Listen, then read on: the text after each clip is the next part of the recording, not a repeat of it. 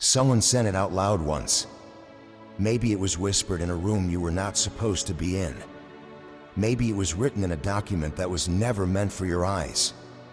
Maybe it arrived through the mouth of someone who thought they were being honest with you when they were actually confessing something about the world you had been born into, a world that had not prepared a space for what you were going to become and was already, in those earliest moments, trying to make sense of the inconvenience of your arrival. Your birth was an accident. That is what they said. That is the sentence that was spoken or implied or embedded in the treatment you received before you were old enough to interrogate it. And I want you to sit with the specific audacity of that claim for exactly one moment before I dismantle it completely. The arrogance required to look at a life arriving in the world and call it a mistake is the arrogance of people who believe the universe consults them before it moves. People who have confused their own limited capacity to understand what they are witnessing with actual authority over whether the thing they are witnessing should exist. People who looked at something they could not categorize, could not predict, could not fit into the architecture of what they already understood, and rather than expanding their understanding, called the thing that wouldn't fit an error. You were not the error. Their understanding was. Now let me tell you what actually happened the day you arrived. Something entered the world that the world did not have a template for. Not because templates do not exist for people who carry what you carry. They do. They always have. They are written into the deepest traditions of every culture that has ever paid attention to the quality of certain arrivals. But the specific people in the specific room where your life began did not have access to those traditions. Or if they did, they lacked the eyes to recognize which tradition applied to what they were holding. So they reached for the nearest available explanation. Accident. Inconvenience. The word that makes an arrival into a subtraction rather than an addition. The word that takes something that exceeded their capacity to receive and converts it into something that should, by rights, not have happened.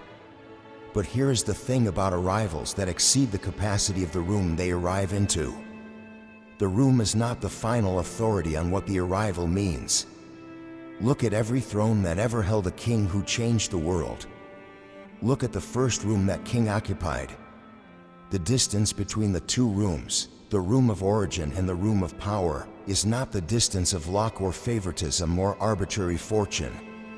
It is the distance that exists because the first room, by its very insufficiency, generated the forward motion that the destination required. Comfort does not build kings. Insufficiency does. The first room that could not hold you was doing the most important work of your formation without knowing it was working at all. There is a pattern I have watched repeat across every civilization I have had the privilege and the burden of observing. The ones who change the direction of things never arrive into rooms that are prepared for them. Preparation requires anticipation. Anticipation requires a model. And a model requires that something like what is coming has come before in a form that was recognized and recorded. What you carry has no preceding model in a specific room that received you. Which is why the room called it an accident. Which is precisely why it was not one. The deepest precision in the universe does not announce itself to the rooms it bypasses. It does not seek the approval of people whose frameworks cannot contain it. It does not pause at the threshold and ask whether the people inside are ready before it steps through. It arrives. And the arriving is itself the message, the declaration that something is now present in the world that was not present before, and that the world, whatever its current state of readiness, is going to have to find a way to accommodate. You were that arriving. And the room that called you an accident was simply the first room. Not the last one. Not the one that determines the meaning of your presence in the world. The first one. The room of origin, which is always the smallest room any significant life will ever occupy. Think about what had to happen for you to exist. I do not mean this in the ordinary biological sense that people use to gesture toward the improbability of any specific life, the staggering number of contingencies that had to align, the particular chain of events that produce the specific combination of everything you are. That is true and it is worth understanding. but it is not what I am pointing toward. I am pointing toward the specific quality of what was required to produce you. Every person who preceded you in your line of descent survived something. Not survived in the passive sense of simply not dying, survived in the active sense of continuing to move forward through conditions that had genuine destructive capacity. Your ancestors crossed distances that current maps make look navigable, but that were, in the moment of crossing, genuine encounters with the possibility of ending. They survived winters, famines, wars, the particular intimate violence of circumstances that did not care whether they lived or died, and that required from them a quality of persistence that could not be borrowed or performed. That persistence is biological now. It is in the specific chemistry of how you process difficulty. It is in the architecture of how you respond to pressure. It is in the quality of your capacity to continue when continuation is the hardest available option. You did not build this from scratch in your own lifetime. You inherited it from people who paid for it in full, across generations, with the currency of survival. Somewhere in your line there was a woman who crossed a threshold that every available signal told her not to cross. No map, no guarantee. Only the specific, unreasoned forward pull of something in her that understood the crossing was necessary even without being able to name what waited on the other side. She crossed anyway. That crossing is in you now. You did not choose it. You inherited it the way you inherited the shape of your hands, carried forward through blood and bone and the invisible transmission of something that cannot be named biologically, but that every person who has it recognizes immediately in the people who also carry it. The room that called you an accident had no idea what lineage they were dismissing. No idea what had been paid, across how many seasons, across how many generations of people who refused to stop, to produce the specific person they were looking at and calling a mistake. The word accident implies randomness. It implies the absence of intention. It implies that what arrived without cause, without direction, without the accumulated momentum of everything that preceded it pointing precisely and unavoidably toward this specific outcome. Nothing about you is random. Every quality you carry is the distilled result of a chain of causation so long and so specific that the probability of any other outcome, from the vantage point of everything that preceded your arrival, was effectively zero. You were not an accident in the way a spill is an accident, without cause, without direction, without meaning. You were the inevitable product of a specific sequence, arriving exactly when the sequence produced you, carrying exactly what the sequence had been building toward.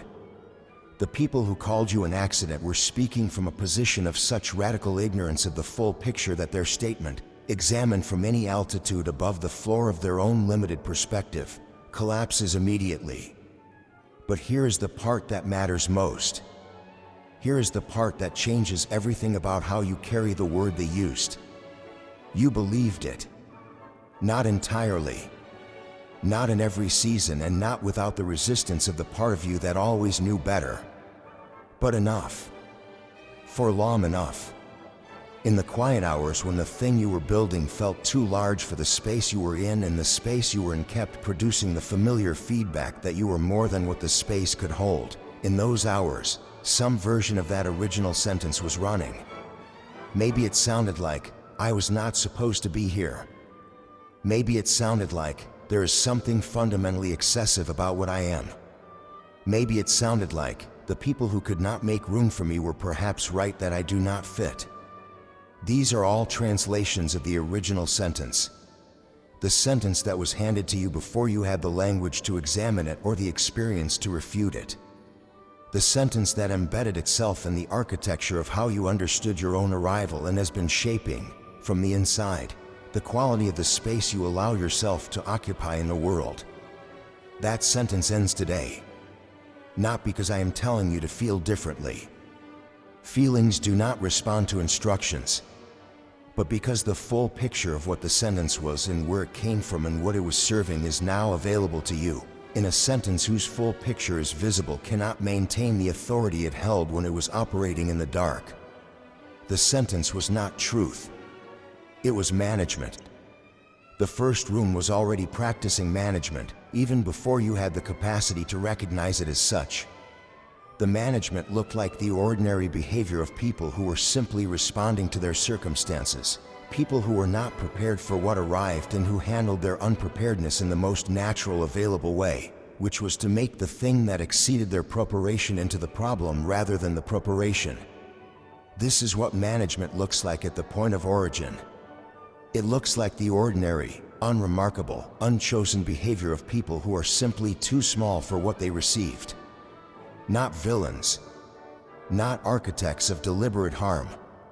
People who were handed something they did not have the framework to receive and who responded with the only tools their framework included. One of those tools was the word accident.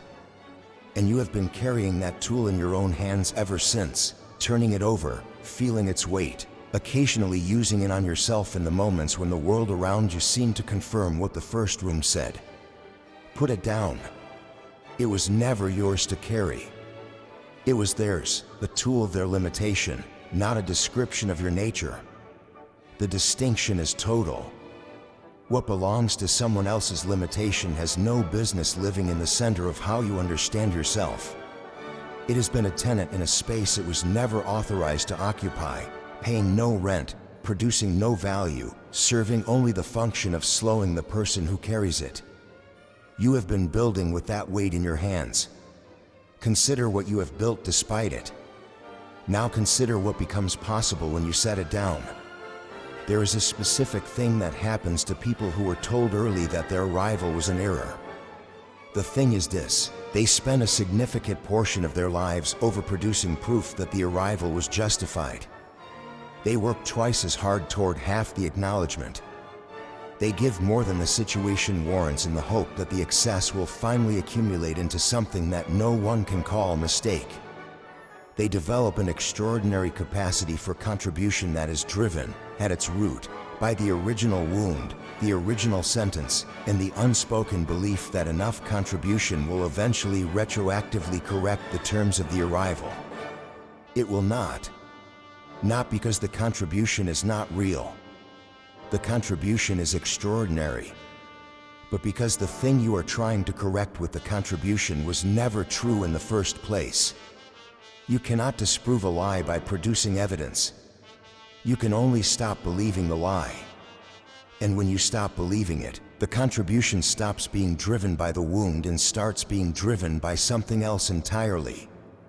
By choice. By genuine desire. By the natural overflow of a person whose capacity has finally been released from the service of a sentence that was never accurate. This is where you are going. Not there yet, perhaps.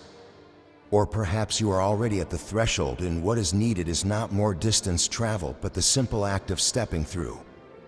Either way, the direction is clear and the destination is not abstract. It is the specific experience of building from choice rather than from proof. Of contributing from fullness rather than from deficit. Of occupying the full space of what you are without the background calculation that asks, at every expansion, whether the expansion is perhaps too much, whether the fullness is perhaps the excess that the first room was warning about. The excess was the point. What the first room called excess was the part of you that exceeded their capacity to receive. The part that was larger than the space. The part that could not be contained within the framework they had available. And that part, that specific, excessive, framework exceeding part of you, is not a flaw to be corrected or a volume to be turned down or an inconvenience to be managed into something more receivable. It is the assignment. Every person who carries something the rooms they are born into cannot hold has the same fundamental task. Not to make themselves smaller. Not to spend their life in the apologetic posture of someone who knows they take up more space than they were allocated and is constantly trying to compensate. But to find the rooms that were built for what they carry. To build those rooms when they do not yet exist. To expand the definition of what is receivable until the world has enough capacity to hold what they arrived with. You arrived with more than the first room could hold. The first room's capacity is not the measure of what you carry. Find the rooms. Build the rooms. Step into the full dimension of what arrived that day and has been waiting, under the weight of a single inaccurate sentence, for permission to take its full shape. I want to tell you something about the people who watched you move through the world after the first room. Some of them saw it immediately, before you saw it in yourself, before the weight of the original sentence had been sufficiently examined for you to see past it with any consistency. They encountered you, and something in the encounter produced a response that surprised even them, a quality of attention, a depth of recognition, a specific leaning toward that was not chosen but was simply the automatic response of a person in the presence of something that registered as significant. They may not have been able to name what they were recognizing. The language for it is not widely available. The framework for understanding why certain people produce this response in others, why certain arrivals carry a quality that bypasses the ordinary social calculations and produces immediate, unreasoned recognition, that framework was systematically removed from the public conversation a long time ago, for reasons that have everything to do with what the recognition, if widely understood, would produce in people who experienced it. But the recognition happened anyway. It happens in the body before it happens in the mind. It is the specific, unargued quality of an encounter with someone who is carrying something real, something that was built through the kind of pressure and survival and distilled inheritance that produces a density of character which the ordinary social encounter does not produce and cannot simulate. You have produced this recognition in people throughout your life. And because the original sentence was still running in the background, because the first room's assessment of your arrival was still functioning as the operating framework for how you received the responses of the people around you, you may not have fully absorbed the recognition when it arrived. You may have discounted it, filed it as exaggeration or politeness or the particular generous response that some people extend to everyone they encounter. Refuse to let it land at the depth it was offered, because accepting it fully would have required believing, against the original sentence, that what you carried was genuinely worth recognizing. Let it land now. The recognition was not exaggeration. The people who extended it were not being polite. They were being accurate. They were responding to something real with the only instrument available to them for the measurement of real things, which is the unreasoned, pre-intellectual response of a human being in the presence of something that exceeds the ordinary. You exceeded the ordinary. You always have. The first room called it an accident because excess, in a space that is calibrated for the ordinary, reads as error. But the reading is a function of the calibration, not of the thing being read. Change the calibration, step outside the first room into the full range of contexts in which what you carry is correctly measured, and the reading changes completely. Not excess. Exactly right. Not accident. Exactly on time. Not error. Exactly the arrival at this specific moment in the specific history of everything was pointing toward. Now let me speak to you about what the accident claim was actually protecting. Because sentences like the one that was handed to you are never neutral. They are never simply the unfiltered, disinterested observation of people who happened to be in the room when you arrived and happened to be expressing the honest conclusion of their perception. Sentences like that one are always also doing something. The something, in this case, was this. If you believed you were an accident, you would not claim your inheritance. An accident does not have an inheritance. An accident does not have a lineage that points toward it with accumulated intention. An accident does not have a purpose that preceded its arrival and will outlast its departure. An accident is, by definition, outside the sequence of anything that was building towards something.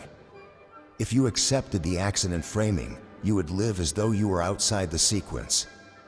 You would not reach for the things that belong to people who understand themselves as part of a deliberate progression.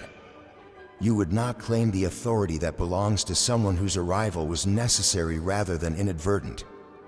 You would not step into the full dimension of what you carry, because carrying it fully requires believing that the carrying was intended, that what you have was given rather than happened to you by chance. Consider what it means to name something an accident in a world that already decided what belongs where. An accident has no rights. An accident has no claim.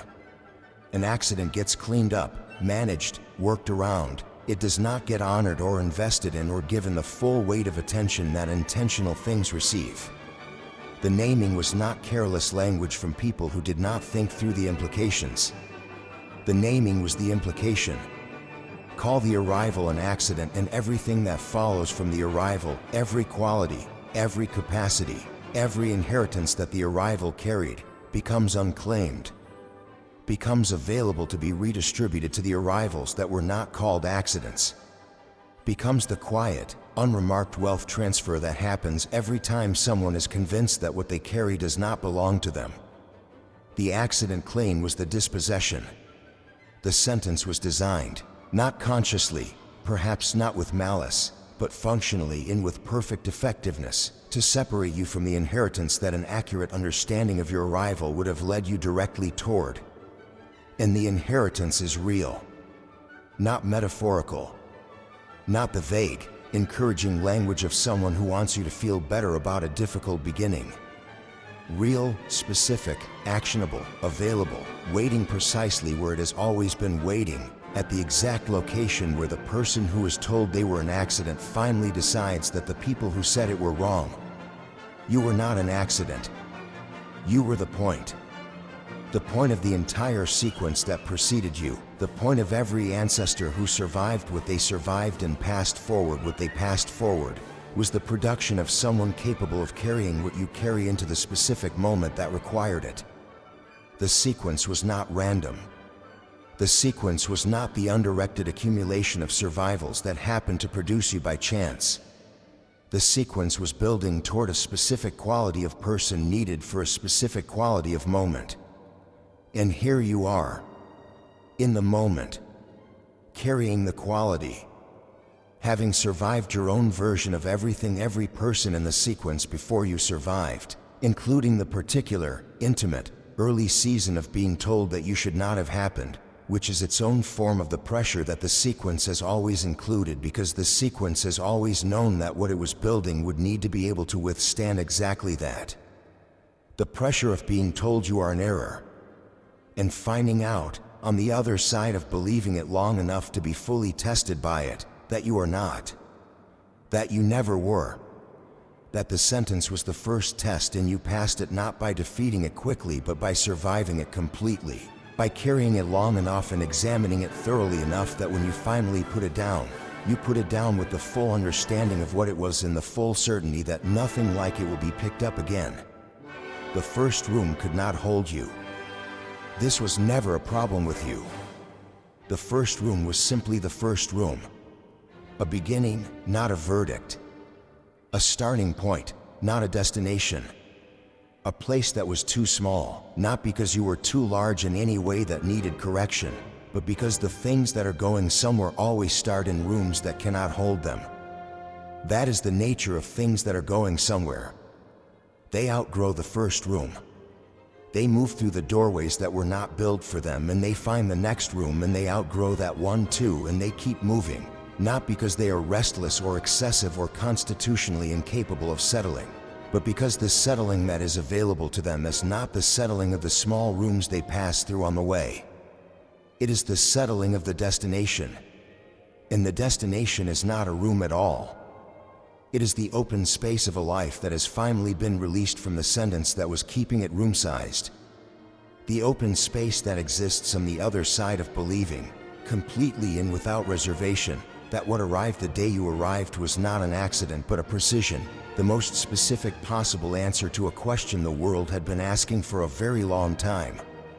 The open space that exists on the other side of believing, completely and without reservation, that what arrived the day you arrived was not an accident but a precision, the most specific possible answer to a question the world had been asking for a very long time. Here is what that open space requires of you practically, in the hours and days that follow the release of the sentence. It requires that you stop auditing your own presence before you enter rooms. The habit of pre-justifying your existence, the automatic calculation that runs before you speak, before you claim space, before you allow yourself to be seen at the full dimension of what you are. That habit was installed by the sentence, and it has been running so long that it feels like caution or wisdom or appropriate humility. It is none of those things. It is the behavioral residue of a lie. Humility is the accurate assessment of your place in relation to something larger than yourself. What you have been practicing is not humility. It is the preemptive diminishment of a person who was told they should not have arrived and has been apologizing for arriving ever since. Stop apologizing. Not with arrogance. Arrogance is also a distortion, the overcorrection of someone who learned that their arrival was unwelcome and decided that the solution was to force the welcome through volume and dominance. That is not the correction. The correction is the simple, settled, unperformed occupation of what you are.